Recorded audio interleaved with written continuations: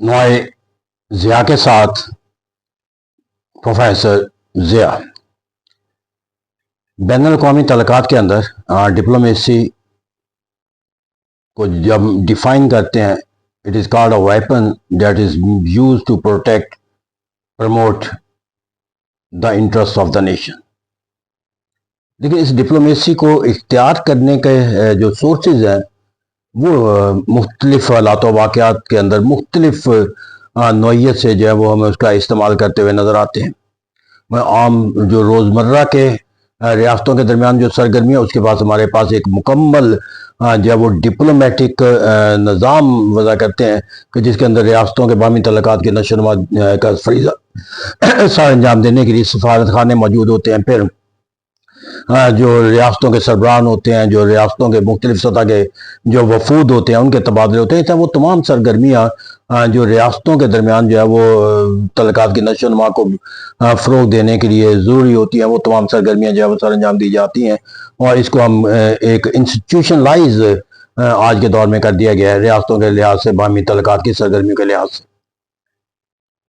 इस तरह ये कहा जा सकता है कि आज की रियासत की जो तरक्की और खुशहाली का जो एक अहम माखज़ है वो उसकी कामयाब डिप्लोमेसी है।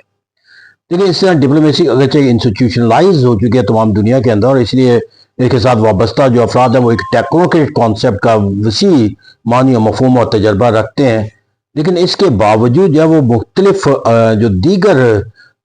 जुज़ वक्ती जो पहलू होते हैं उसकी बुनियाद के ऊपर भी जो है वो रियासत जो है वो अपने डिप्लोमेसी को इख्तियार करते हैं, जिसके अंदर शटल डिप्लोमेसी आ जाता है। पाकिस्तान में हमने एक लफ्ज़ इस्तेमाल किया था, क्रिकेट डिप्लोमेसी का लफ्ज़ इस्तेमाल किया है। तो ऐसा कहते हैं कि यहाँ पर जो है वो डिप्लोमेसी जो है वो अपने जो मानी और मफहूम के जो तरीक़ाकार के लिहाज से जो है वो जहाँ पर एक इंस्टीट्यूशनलाइज हमें नज़र आती है, वहाँ डिप्लोमेसी जो है वो हालात व वाक़यात के अंदर हमें इसकी मुख्तलिफ शक्ल सूरत के अंदर भी जो है इसके मुख्तलिफ तरीक़ाकार जो है वो वज़ा होते हुए नज़र आते हैं। पाकिस्तान के अंदर अगर मैं देखूं आज के दौर पर, जहाँ पर हम अपने आप को जो डिप्लोमेसी है उसके एक इंस्टीट्यूशन के तहत अपनी सरगर्मियाँ सर अंजाम देते हुए नजर आते हैं, वहाँ पर पाकिस्तान के अंदर जो है वो आज के दौर की जो एक अहम, अगर हम इसको टर्म के तौर पर इस्तेमाल करें तो उसको कहा जा सकता है कि military diplomacy has become the most useful means to enhance और प्रोटेक्ट द डिप्लोमेटिक इंटरेस्ट। तो ऐसा कहते हैं कि यहाँ पर जो एक जो मिलिट्री डिप्लोमेसी है वो जो है वो वक्त गुजरने के साथ साथ जो है वो एक पाकिस्तान के बाहमी तल्लुकात की नशोनुमा के लिहाज से नहीं बल्कि बैन अल-अक़वामी हालात वाक़यात के अंदर पाकिस्तान के मफादात के तहफ़्फ़ुज़ का एक अहम ज़रिया जो है वो करार दी जाए। और इसके बहुत सारे जो फैक्टर्स हैं उसका हम मुशाहिदा कर सकते हैं। और जो मुख्तलिफ रियासतों के, अमेरिका जैसी सुपर रियासत के प्रेसिडेंट का जो तस्वर पाकिस्तान के तल्लुकात के लिहाज से जो है वो इस्टेब्लिशमेंट के मतलब जो बयानिया है वो इसकी दलील दिया जा सकता है। फिर पाकिस्तान और सऊदी अरब के दरमियान जो तल्लुकात की जो नशोनुमा में वुसअतों के नए दावे के साथ नजर आती है, वो डिफेंस का जो पैक्ट है कि एक मुल्क पर हमला दूसरे मुल्क पर तस्वर किया जाएगा, वो भी मिलिट्री ऑर्गेनाइजेशन या मिलिट्री कोऑपरेशन की एक नौइयत है। इसी तरह पाकिस्तान और चाइना के दरमियान जो तल्लुकात की जो बेहतरीन एग्जाम्पल बनी है वो बुनियाद मरसूस के अंदर जो है वो चाइना की किरदार की वजह से पाकिस्तान को हासिल होने वाली कामयाबी, और फिर सबसे बड़ी वजह जो है कि बैन अल-अक़वामी सतह के ऊपर जाकर जो है वो पाकिस्तान को इस वक्त जो पजीराई हासिल होती हुई नजर आती है उसकी भी बुनियादी वजह जो है वो मिलिट्री पाकिस्तान की जो ताकत का जो है वो दुनिया के अंदर आश्कार होना, इसलिए कि शायद दुनिया और पाकिस्तान को मिलिटरीली उस सत्ता के ऊपर देखने के तैयार नहीं थी या उस सोच और फिक्र को कहीं इख्तियार करने के लिए तैयार नहीं थी कि पाकिस्तान जो है वो अपने से ताकतवर जो दुश्मन मुल्क है उसके ऊपर भी जो है वो बालादस्ती जो है वो हासिल कर सकता है। लेकिन जब दुनिया को ये एक स्टॉनिंग एस्पेक्ट ऑफ पाकिस्तान का एक रियलिटी के तौर पर हासिल हुआ तो फिर उनकी सोच और फिक्र के अंदर जो तब्दीली आई, उस तब्दीली ने भी पाकिस्तान को दीगर ममालिक के साथ अपनी तल्लुकात को बेहतर बनाने या उसको वुसअत देने का जो है वो एक बहुत बड़ा माखज़ बना लिया। तो इसे कहते हैं यहाँ पर जाकर हम एक और पहलू देखते हैं कि पाकिस्तान के डिप्लोमेटिक जो इन्वॉइस हैं, जो कॉन्फ्रेंसेज होती हैं या जो मुज़ाकरात के जो हम समिट लेवल में वहाँ पर जो पार्टिसिपेशन के तौर पर हमें नजर आते हैं, वहाँ पर भी एस्टेब्लिशमेंट की हमें एक मौसर जो है वो पार्टिसिपेशन जो है वो कायम नजर आती है। इसे कहते हैं कि हाजिर के अंदर पाकिस्तान की जो एक डिप्लोमेसी की जो ताकत है اس کو دیکھا جائے تو وہ ملٹری ڈپلومیسی قرار دی جا سکتی ہے، یہاں تک کہ پاکستان کے ان ممالک کے ساتھ جن کے تعلقات کے پولیٹیکل فورسز کی وجہ سے کشیدہ ہوتے ہوئے نظر آئے تھے، وہاں پر بھی تعلقات کی نشو و نما کو بحال کرنا اور پھر اس کو طاقتور بنانا بھی یہ اس کردار کی وجہ سے ممکن ہو سکا جو ملٹری نے سر انجام دیا، بالخصوص چائنا جیسے ملک کے ساتھ پاکستان کی تعلقات کی۔ تو اس سے وہ یہ تمام پہلو ہیں جس کی بنیاد کے اوپر ہم بآسانی یہ اخذ کر سکتے ہیں کہ ورلڈ پالیٹکس کے اندر پاکستان کی ڈپلومیسی کے لحاظ سے جو ہے وہ جو اہم فورس ہے وہ ملٹری ڈپلومیسی ہے۔ لیکن یہاں پر جا کر اس کو ایک اور اگر میں پولیٹیکل سائنس کے طالب علم کے طور پر دیکھوں تو اس کو میں اس نظر سے دیکھ سکتا ہوں کہ جو ریاست ہوتی ہے جب وہ ڈپلومیسی اختیار کرتی ہے تو اس کے اندر ایک زاویہ ہو جاتا ہے، that is called the elements of power,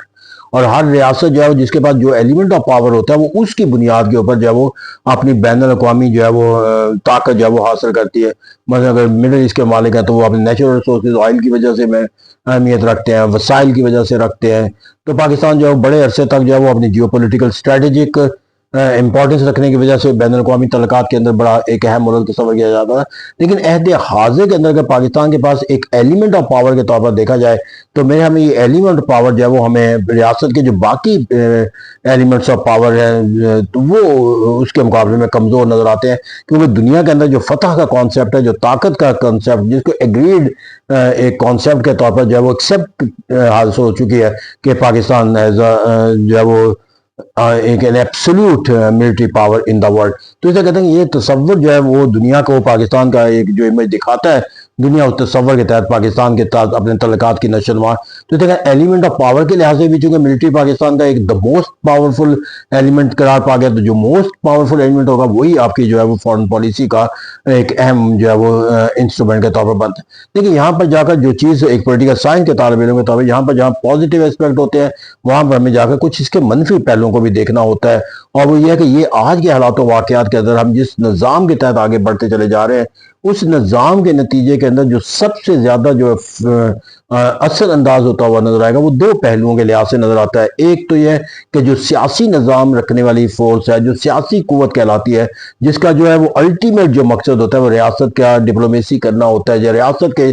جو اغراض و مقاصد کو حاصل کرنا ہوتا ہے، جو سیاست ڈپلومیسی کا ہی دوسرا نام ہے، تو وہ سیاسی قوت جو ہے وہ اپنے کردار کو ادا کرنے سے قاصر ہے، یہ پیغام جاتا ہے، یا اس کے وجہ سے جو ہے وہ اپنے کردار کو ادا کرنے کی جو صلاحیت ہے، جو مقبولیت اسے حاصل ہے وہ حاصل کرنے سے قاصر رہے گی، یا یہ تصور کر لیا جائے گا کہ یہ گورنمنٹ جو ہے وہ اپنے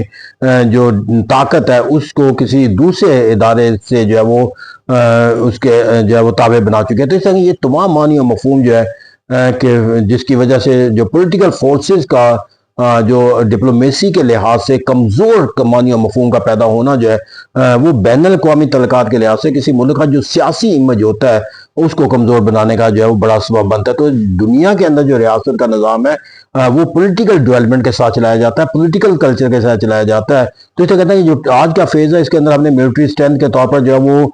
جو کامیابی حاصل کی ہے وہ ہمارے لیے ایک بہت بڑا فخر بن سکتا ہے، لیکن جو نظام کی کامیابی ہوتی ہے وہ ایک ایور لاسٹنگ ہوتی ہے، ایٹرنل ہوتی ہے، اور یہ ایٹرنل جو ڈپلومیسی کی فتح ہے وہی ہوگی جو پاکستان حاصل کرے گا by the means of the political forces. تو اسے کہتے ہیں یہاں پر ہمیں اس اسپیکٹ کی طرف دیکھنا ہے کہ کہیں ایسا نہ ہو کہ وقت گزرنے کے ساتھ ساتھ جو پولیٹیکل فورسز کی جو طاقت ہے وہ بالکل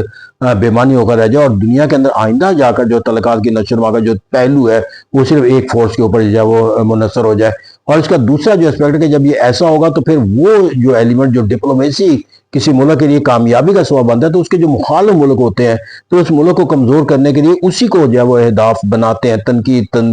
اور اس طرح جب یہ پاکستان کی جو طاقت ملٹری کا قرار دے دیا جاتا ہے تو جو پاکستان مخالف قوتیں ہوں گی وہ اپنا تمام تر جو اثر و نفوذ ہے وہ پھر اس سے ملٹری ادارے کے ہو جائے اثر انداز ہونے کے لیے پروپیگنڈا یا کوئی اور ماخذ جو بھی ان کا یوز لگے گا وہ اس کو استعمال کر کے تاکہ اس قوت کو کمزور کیا جا سکے کہ جو کسی پاکستان جیسے ملک کے لیے جب وہ طاقت کا ایک اہم ماخذ بنتا ہے۔ تو اس طرح کہتے ہیں یہ دوسرے